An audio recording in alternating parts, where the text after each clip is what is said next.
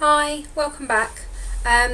What I was going to talk about today is talking about coming off plan, cheat days, and how they can affect you whilst on Cambridge Weight Plan. So, I purposely left this vlog until after the bank holiday weekend. I wanted to actually see how my customers this year got on with the bank holiday weekend, and being a really hot weekend, lots of temptations about, trips to the beach. People were having barbecues, inviting people over or being invited out to barbecues. What I also find is people tend to get more invites to, come join me in the pub, let's, go and sit in a beer garden, have a drink. Now, I'm not sure if I've covered this before, I think I have. Drinking on plan is an absolute no-no. It's not said just because you'll gain weight from having alcohol on plane, the extra calories, etc. It's actually dangerous to do so. Drinking on plan, it actually states in the steps book, steps 1 to 5, no, you shouldn't drink on plan anyway. And drinking in ketosis is actually dangerous. So on the lower steps, what you need to do is you need to be fully off plan, and you need to take yourself fully out of ketosis, and you need to ideally do that 24 to 48 hours before or after wanting to consume alcohol. Now, you'll hear sometimes from other people who may have done it, they've gone and they've had a drink or two, or they've gone and they've actually had more than that, and they come along and they say, I was actually absolutely fine. Well, unfortunately, there are also people out there who have just had one alcoholic drink on plan and they've landed themselves in hospital. This is something that I talk about or come along and give the guidelines for quite a lot on the Cambridge Diet 100% support page that I'm an admin on. The reason being is it's not to scare people, it's to let them know that it's the effects drinking alcohol on plan can have. It can be serious, as I've said, some people have landed themselves in hospital just from having one drink. So, from me, please, please, please do not drink while on plan. If you're going anywhere or there's an occasion that you're stepping up for, then discuss that with your consultant. They can give you the best advice. There is no particular alcoholic drink that is better to have on plan than another that won't mean weight gain and etc. and things like that. There's myths out there about this particular brand or this particular drink is a better one to have, won't affect the weight loss so much. As I said, nothing to do with weight loss, it's the effects that drinking on plan have. So it's an absolute no-no. Talking about not being able to have a drink on plan, now what do I do? What do I suggest to my slimmers if they are going to do step 2 for that particular day, or if they are on step 2 or above anyway? I actually make myself at home, and I've done it before where I've taken it down to my friend's beach hut down in Walton-on-the-Naze. Basically what I tend to do is I make up a mock mojito. Now what does that involve? Diet lemonade, so that's absolutely fine to have. Diet lemonade, lime slices, mint, and then crushed sweetener. And all you do is you make it in the same sort of way as you would, just not putting in the alcohol. If you make it up a couple of hours before, then although the lemonade has probably lost some of its fizz, it actually allows the lime and the mint to infuse into the lemonade and give you the right flavour. So that's just one tip. The other thing as well is, on step 2 you can have an occasional sugar-free or diet drink. So again, Diet Coke or Coke Zero, there is no one better than the other out of those. Some people will say that it's because Diet Coke has citric acid in it.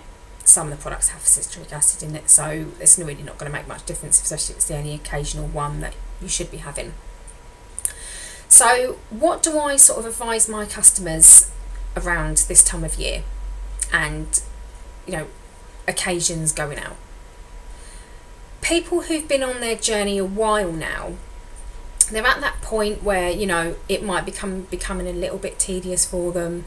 People are starting to invite them out for impromptu, as I say, barbecues or just meals out and things like that. And the temptation is there more to go off track and have things you shouldn't, just because you start to feel left out. So, you know, step 2, you can always find something. There's always protein wherever you go that you can do something.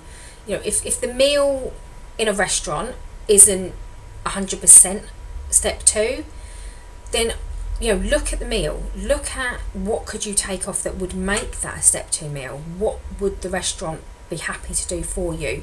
The majority of them will change things. You know, they'll swap the fries and things for salad or some vegetables.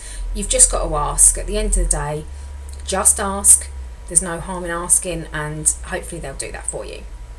If you're going over to somebody's barbecue, then what about taking your own? You know, just say to them, you know, please, can you understand and respect that I'm following this, and, you know, are you happy for me to bring my own bits of food that I can pop on the barbecue?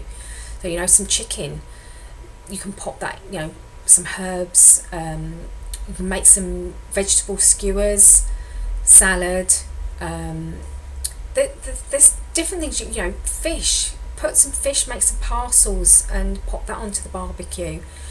Going out and sitting in a beer garden, again, you know, the alcohol's a no-no.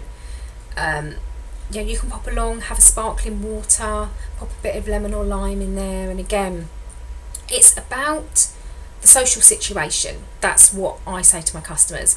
It's about what you're getting from going and spending time with other people. It doesn't have to revolve around food. It doesn't have to revolve around alcohol. Just make the best choices that you can. As I say, if you're on a lower step, if you're on step 1A or step 1B, then look at just stepping up for that meal. You don't actually have to go completely off plan.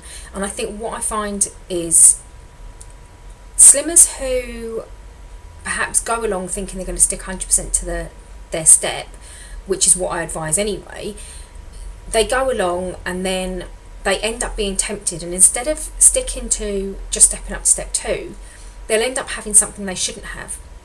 They'll end up just, you know, having whatever as it came with the carbs and everything else. And then the guilt sets in. They feel so guilty for having done it. They can sometimes feel ill, you know, they've stretched their stomach by putting too much in, or foods that have been too rich for their stomach. So they'll end up with an upset stomach. So, you know, think about the choices you make by stepping up and having a step 2 meal instead.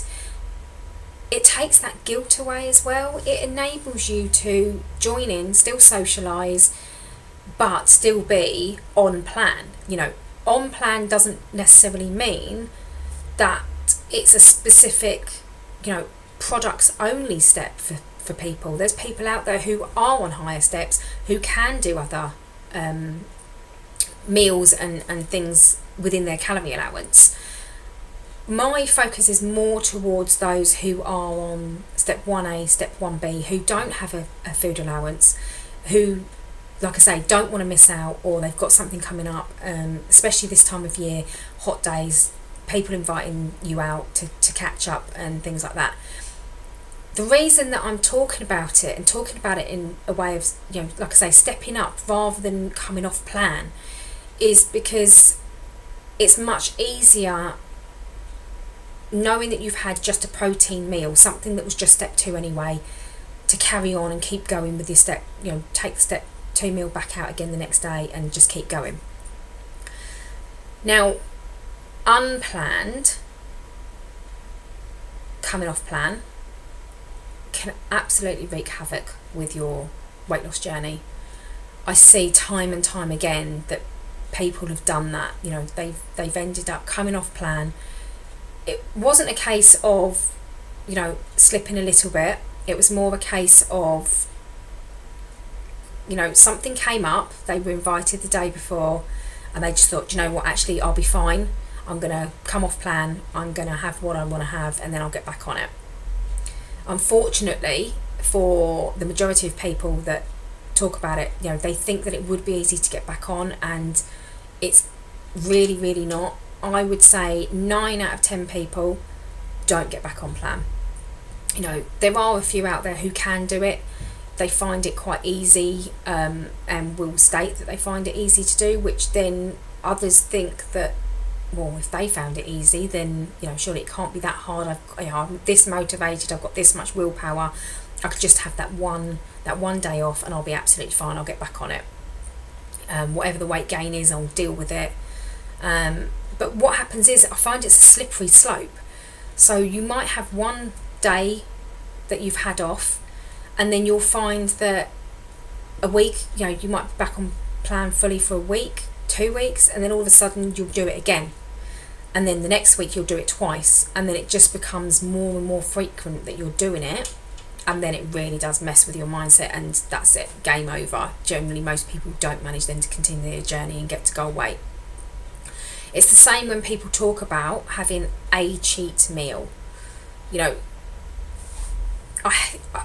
I used to hear all the time of people who would leave slimming club groups that I went to for 12 years that I did, and they would be going home to have that one cheat meal on their way home, because it wouldn't matter, because then they'd be back on plan for the rest of the week. On Cambridge Weight Plan, you can't do that. It doesn't work like that. If you're having a cheat meal where you are putting in additional carbs and additional calories, then it will affect your weight, and it's almost an instant weight gain, which then starts to play on people's minds as well.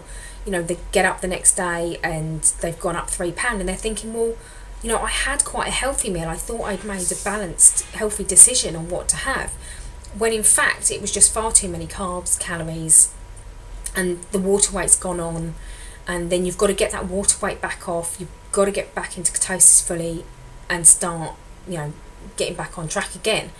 Now, for some people, they don't actually go into ketosis. I know I've just mentioned ketosis again. Some people don't go into ketosis anyway, and it's not the be all and end all. It's not what the focus should be on.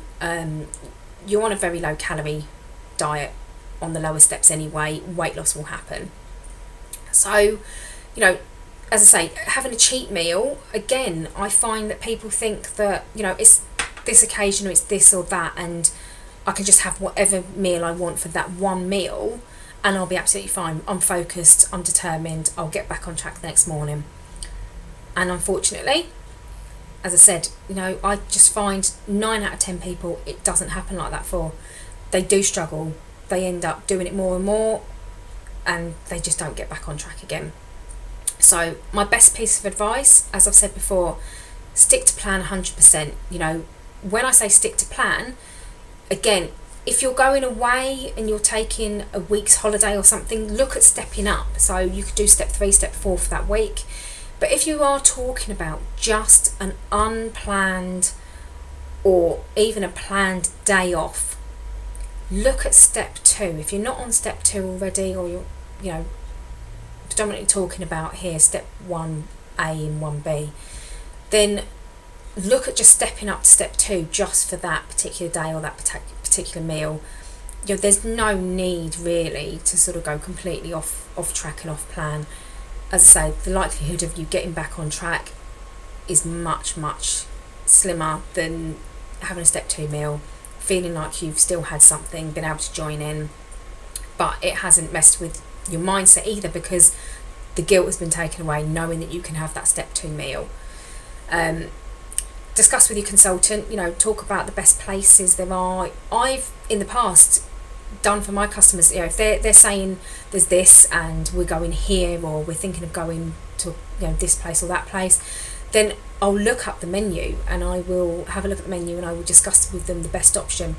If there's something on there that I think could be tweaked in a way, so again, taking off potatoes or rice or something and asking for vegetables or salad, then that's what I'll suggest.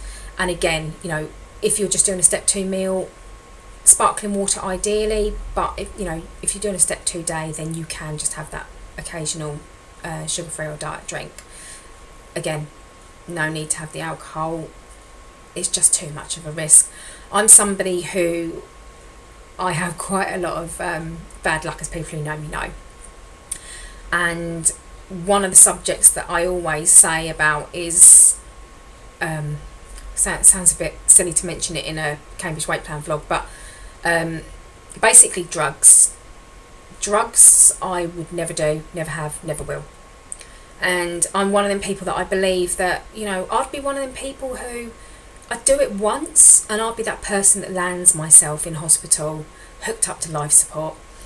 I'm not saying that that is necessarily the case with drinking alcohol on plan, but what I'm saying is, why risk the chance of you being that person who has that one alcoholic drink and does land yourself in hospital? I'm not saying you'd be on life support, but people have literally had one drink, not knowing what on earth was going on, and then they've ended up finding themselves in an ambulance, being taken to hospital because they've completely split their head open, and their partners or family members or whoever was with them has filled them in on what's happened. And that is from one drink. I've said time and time again, I don't say this to scare people, it is just fact. If you don't need to have the alcohol, don't have it. If you really want to have it, then you really need to step up completely off of plan and take yourself fully out of ketosis 24 to 48 hours before. Don't think that, you'll be okay. You just don't know until you've done it. I actually had a conversation with a slimmer of my own last week who had ended up having 2 drinks at an occasion that they'd gone to. Their whole intention was to not have any because they know how much I drum it into people on the 100% support page and also to my own customers. Thought she'd be fine, and she was actually quite ill. Not to the point of going to hospital. However, she really was ill and really suffered the next day, and has absolutely said, she's definitely learned her lesson from that, will not be doing it again at all at any point on plan. So for some people, it does take that hard lesson to be learned, but, just don't go there in the first place and you haven't even got to find out. Anyway, as I've said, covered, occasions, talking about unplanned or, cheat meals, cheat days, whatever you want to call them. As I've said, 9 out of 10 people don't manage to get back on track. It's really not worth it. If you can step up, chat to your consultant, going on holiday, etc. That's a completely different subject. You would step up or come off plan for that, depending what what you're doing. I try and keep my customers as much on plan as possible, but that's just me. Not sure, again, I know I always say this, but not sure what I'm going to cover next time. However, I hope that you'll come back and watch again and subscribe, like, comment, and hope to see some of you. Well, I won't see you, but hope you'll join me again soon. Bye.